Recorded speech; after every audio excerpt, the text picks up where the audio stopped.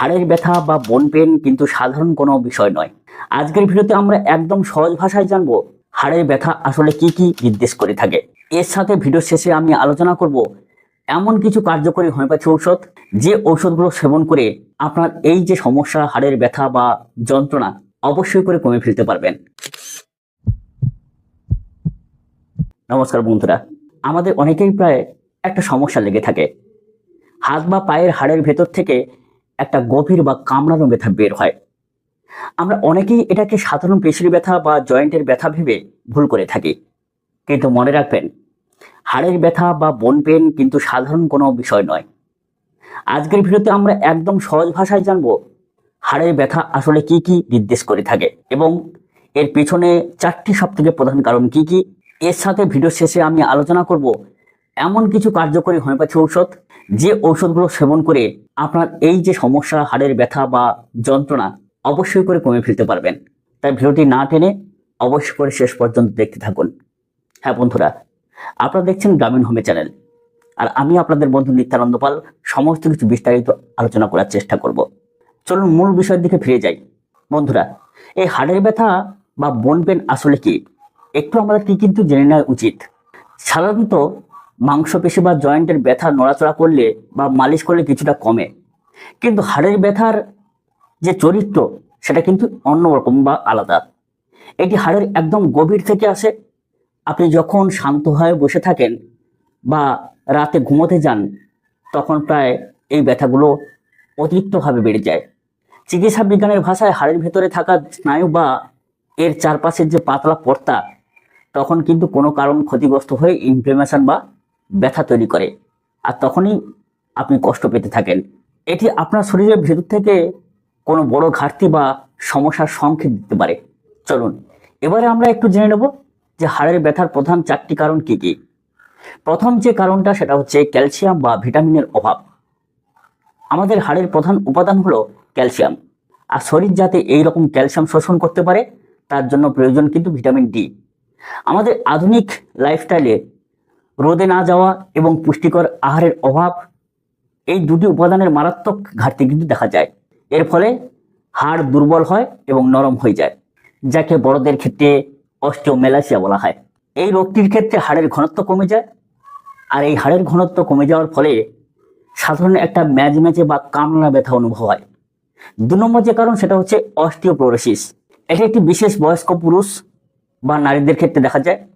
এই রোগের কারণে ভেতরের গঠন মৌচাকের মতো ফাঁপা বা ভঙ্গুর হয়ে যায়। হাড় এতটা দুর্বল হয়ে পড়ে যে সামান্য একটু চাপ দিলে মনে হয় হাড়টা ভেঙে যাচ্ছে বা হাড়টা ভেঙেও যায় প্রায়। এমনকি সামান্য হাঁচি কাশি যদি দেয় তাও পর্যন্ত মনে হয় যেন হাড়টা ভেঙে যেতে পারে। এই রোগের প্রাথমিক লক্ষণই হলো পিঠের ব্যথা, কোমরের বা হাড়ের তীব্র ব্যথা বা স্থায়ী ব্যথা। এইরকম লক্ষণ যদি আপনারা পেয়ে থাকেন তাহলে বুঝে নিতে হবে যে বেশিরভাগ ক্ষেত্রে পুরনো অবস্থায় অস্টিওপোরোসিস হয়ে যাচ্ছে। 3 নম্বর যে কারণটা সেটা হচ্ছে হাড়ের আঘাত বা ইনজুরি।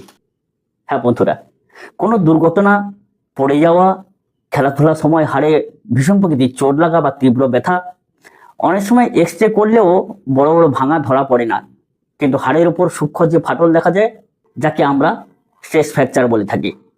অতিরিক্ত হাঁটাচলা বা কাজ করার কারণে হাড়ের উপর লাগাতার এক প্রকার চাপ পড়তে থাকে বা চাপ সৃষ্টি হয়, ফলে ইনফ্লেমেশন বা ব্যথা তৈরি হয়। 4 নম্বর যে কারণ হাড়ের ইনফেকশন বা গুরুতর রোগ। যদি কোনো ব্যাকটেরিয়া বা ফাঙ্গাস রক্তবাহিত হাড় পর্যন্ত পৌঁছে যায় তবে হাড়ে কিন্তু ইনফেকশন হতে পারে। এর কারণ হাড়ে অসহ্য ব্যথা, লাল হয়ে ফুলে যাওয়া এবং জ্বরও আসতে পারে। এছাড়া অত্যন্ত বিরল হলেও হাড়ের ক্যান্সার বা শরীরের অন্য কোনো অংশের ক্যান্সার হাড়ের মধ্যে ছড়িয়ে পড়তে দেখা যায়। আসুন বন্ধুরা, এতক্ষণ আমরা কারণ হিসেবে জানলাম, এবারে জেনে নেব কি কি হোমিওপ্যাথি ঔষধ এবং কেমন প্রকৃতির লক্ষণ থাকলে আপনারা ব্যবহার করবেন। বন্ধুরা, প্রথম যে হোমিওপ্যাথি ওষুধ সম্বন্ধে আলোচনা করব সেটা হচ্ছে সিমভাইটম, যে হাড় জোড়া লাগানোর চাবিকাঠি।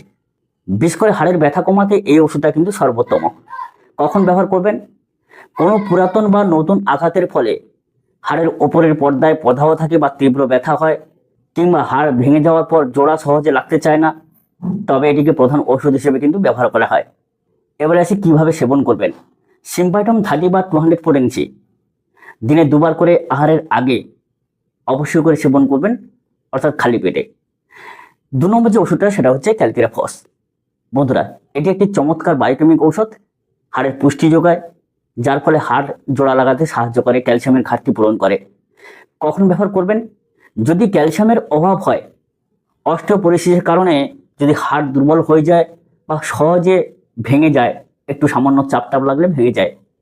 এছাড়া যদি সামান্য ঋতু পরিবর্তন বা ঠান্ডা স্যাঁতসেঁতে আবহাওয়ায় হাড়ের মধ্যে কামড়ানি ব্যথা শুরু হয়, তাহলে এই ওষুধটি কিন্তু দারুণ একটা কার্যকরী। অতএব এটাকে বায়োকেমিক হিসেবে আপনারা সেবন করবেন।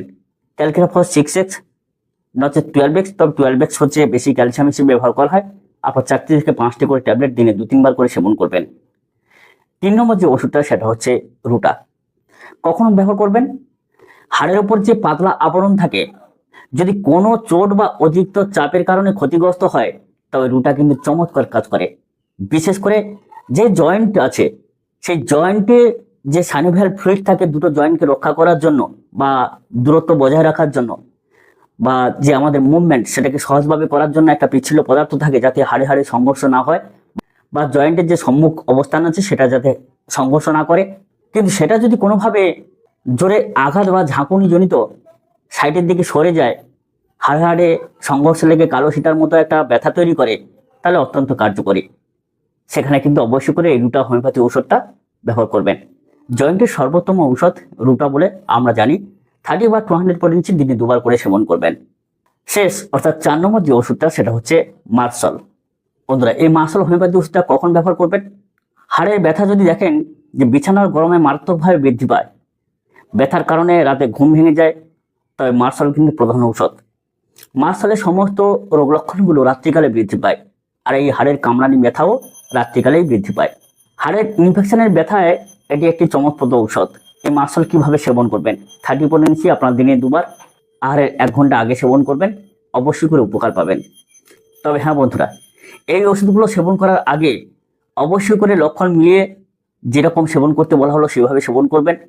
যদি লক্ষণ না মেলাতে পারেন, তাহলে অবশ্যই করে নিকটবর্তী ডাক্তারের পরামর্শ নেবেন। বন্ধুরা, এই হাড়ের ব্যথাকে কখনোই কিন্তু অবহেলা করবেন না।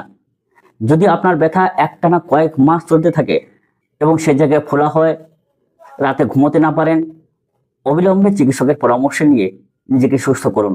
কারণ রক্তে ক্যালসিয়াম এবং ভিটামিনের অভাবে এই সমস্যা হয়ে থাকে, বিশেষ করে ভিটামিন ডি। আজকের ভিডিওতে হাড়ের ব্যথা কমাতে যে সমস্ত ওষুধগুলো সম্বন্ধে বললাম, অবশ্যই করে নিজেরা যদি লক্ষণ মিলে থাকে তবে সেবন করবেন, নচেত উপযুক্ত ডাক্তারের পরামর্শ নিয়েই সেবন করবেন। কারণ প্রত্যেকটা ভিডিও আমরা কিন্তু শিক্ষার পারপাসে আপলোড করে থাকি। আপনার খাতায় নোট করে উপযুক্ত হলে তবে সেবন করবেন, নচেত যে কোনো চিকিৎসকের পরামর্শ অনুযায়ী। ভিডিওটা ভালো লাগলে অবশ্যই করে বন্ধুদের শেয়ার করুন। চ্যানেলটাকে নতুন থাকলে সাবস্ক্রাইব করে রাখবেন। নমস্কার।